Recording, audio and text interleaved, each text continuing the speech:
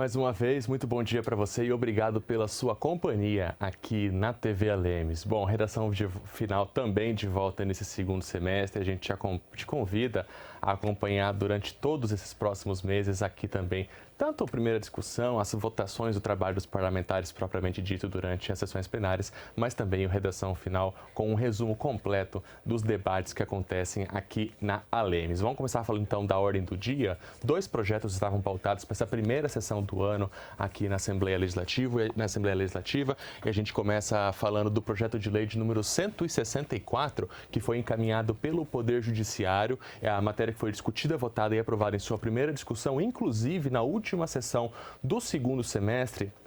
Lá em julho, a Comissão de Constituição, Justiça e Redação se reuniu extraordinariamente durante a última sessão para que o relatório, para que esse projeto pudesse ser votado em primeira hoje, já pudesse acontecer. O relatório foi aprovado durante uma reunião extraordinária da CCJR. Também falamos sobre isso aqui no Redação Final, na última sessão do primeiro semestre. E que projeto é esse, né? O projeto de lei de número 164. Ele vai facilitar a vida de muitos advogados, em especial dos jovens advogados que estão começando a carreira. O que esse projeto traz, encaminhado pelo Poder Judiciário? Ele difere, ele prorroga a cobrança das taxas judiciárias, custas processuais, preparo recursal, para que essas custas, essas taxas, elas sejam pagas no final do processo pela parte vencida no processo. Por quê? Afinal de contas, é a parte vencida quem é responsável pelo pagamento também das custas judiciais. De acordo com o Tribunal de Justiça, inclusive o presidente Gerson Claro vem falando sobre isso,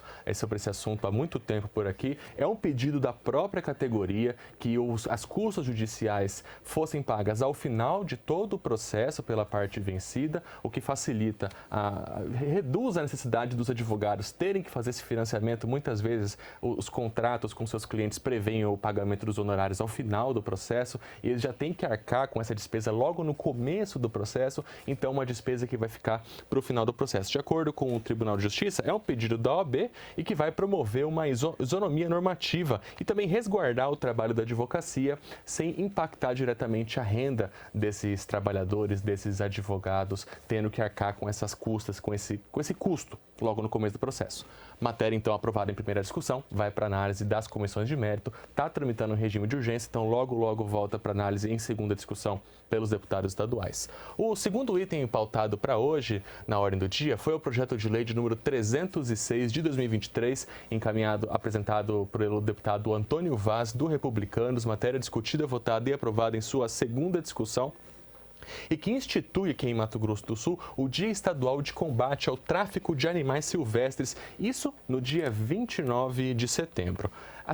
Essa data, né, no dia 29 de setembro, para a inclusão dela no calendário oficial de eventos aqui de Mato Grosso do Sul, quer trazer esse assunto à tona, debater esse tema, propor eventos, inclusive científicos, para discutir, até a partir do volume de dados, produção de estatísticas sobre a frequência, os locais em que esse crime acontece aqui em Mato Grosso do Sul, propor ações, campanhas de enfrentamento a esse crime. O deputado Antônio Vaz, inclusive, na justificativa desse projeto, traz um detalhe, aliás, uma informação bastante relevante, que aqui em Mato Grosso do Sul, as aves, em especial os papagaios, são o principal alvo desse mercado de tráfico de animais silvestres, que infelizmente há interessados, né, na aquisição desses animais silvestres. Por isso há esse mercado do tráfico, que é crime. Há um trabalho muito grande da Polícia Militar Ambiental, em especial nesse segundo semestre de enfrentamento, posicionamento das equipes nas principais rodovias em que esse tráfico, pelo qual o tráfico de animais passa, né?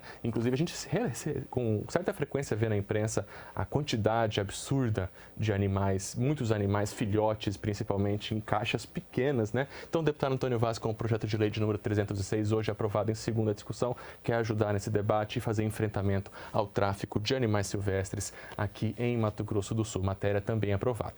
Bom, esses são os 2 projetos que foram aprovados hoje. Além desses 2 projetos, os deputados deliberaram, né, também sobre os requerimentos, as indicações. Foram 3 requerimentos, 26 indicações, uma moção de aplauso, uma moção de apoio, 3 moções de pesar e 5 moções de congratulação. Esse foi, então, um resumo desse primeiro dia de atividades aqui na Assembleia Legislativa.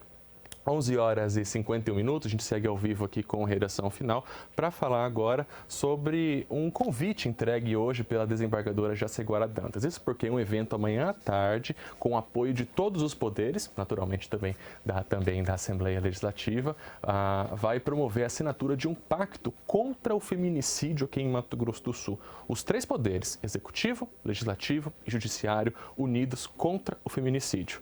A desembargadora, como eu disse, Jaceguara Dantas, veio entregar pessoalmente esse convite aos deputados estaduais, se reuniu também no comecinho da manhã com o presidente Gerson Claro e falou com a nossa equipe de reportagem sobre a importância desse pacto. Vamos ouvir então a fala da desembargadora Jaceguara Dantas.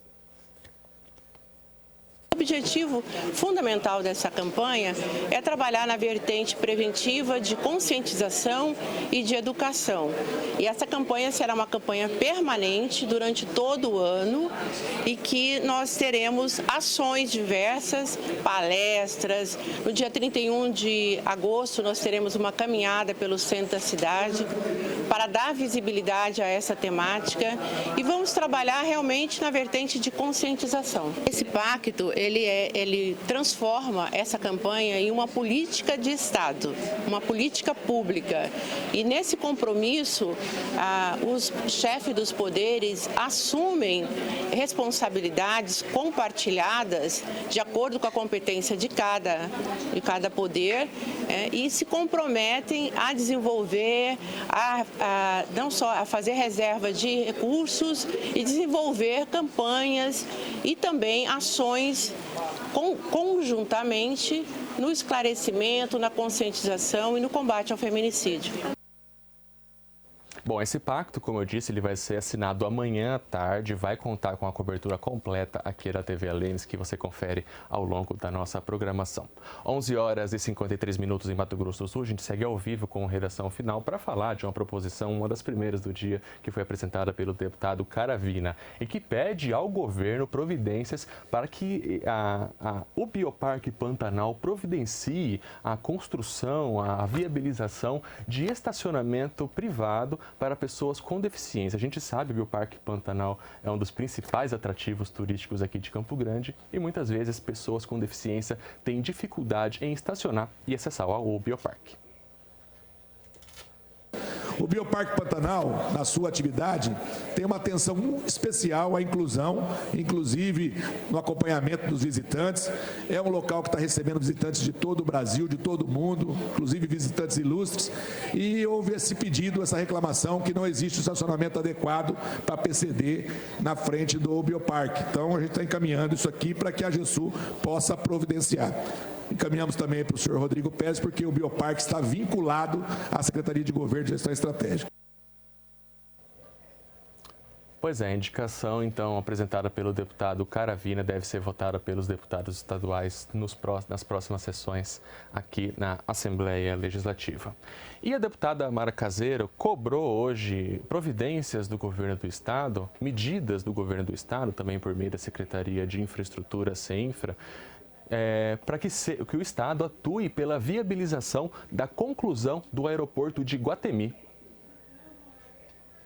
O município de Iguatemi, localizado no Cone Sul do Estado, é uma das economias mais fortes e em grande estágio de desenvolvimento em Mato Grosso do Sul. Sendo assim, como um dos polos empresariais do Cone Sul, é necessário que sejam oferecidas condições mínimas de infraestrutura para aqueles que pretendem investir em Iguatemi e na região. Iguatemi possui uma unidade desativada do JBS, que comporta pousos e decolagens de aeronaves, sendo necessário apenas a adoção de condutas ativas para desapropriação da área e recuperação da pista para que o município seja beneficiado com a referida estrutura. 10h55, a gente fala agora de uma cobrança do deputado Pedro Kemp ao governo do estado. Isso porque, ao longo desse primeiro semestre, artistas locais fizeram adesão ao edital com recursos da Lei Aldir Blanc, que é uma lei federal e que destina recursos para produções culturais. De acordo com o deputado Pedro Kemp, o recurso ainda não foi liberado pelo estado. o que inviabiliza, inclusive, a programação desses produtores culturais para outras produções, aquelas que não são diretamente patrocinadas por essa lei. Eu quero lembrar que a lei Aldir Blanc, ela foi aprovada para ser uma lei de auxílio emergencial, ainda na época da pandemia, quando os produtores culturais, os artistas, os fazedores de cultura estavam passando por necessidades em função da suspensão de todos os eventos culturais, e esta lei foi aprovada justamente para socorrer esse segmento e passar um recurso de forma emergencial. E agora nós temos a continuidade do pagamento desses recursos, porém aqui no Estado há muito atrasado. Informação que o dinheiro está na conta do Estado, mas não é repassado, né, para os produtores culturais, para os artistas aqui, e muitos deles estão enfrentando aí problemas sérios para se manter, passando necessidade. Então, nós estamos solicitando esclarecimentos da parte do governo. E nessa primeira sessão do ano, também deputados já podem fazer a proposição de novos projetos de lei, como foi o caso do deputado Coronel Davi, que propôs durante a sessão de hoje a criação de um cadastro estadual de invasores de propriedade. Fica estabelecido o cadastro estadual de invasores de propriedades privadas, rurais e urbanas no estado de Mato Grosso do Sul, o qual deverá conter as informações necessárias para a identificação dos ocupantes e invasores de propriedades rurais e urbanas. Para fins desta lei, consideram-se ocupantes e invasores de propriedades rurais e urbanas aqueles enquadrados no dispostos nos artigos 1, 150 e 161, parágrafo 1º, inciso 2 do Código Penal. No cadastro estadual de invasores de propriedades privadas, rurais e urbanas, deverá constar o nome completo do invasor, o número do cadastro de pessoa física, CPF, o número de documento de identidade, a data e o endereço da propriedade invadida. O projeto, então, apresentado hoje, inicialmente entra um período de pauta antes de ser analisado pela Comissão de Constituição, Justiça e Redação. 10 horas e 59 minutos em Mato Grosso do Sul. A gente vai encerrando, então, a edição de hoje aqui do Redação Final, a primeira desse segundo semestre. Agradeço muito pela sua companhia aqui na TV Lemes. Lembrando, amanhã tem também primeira discussão e você acompanha, já se antecipa a todas as discussões do plenário durante a sessão plenária.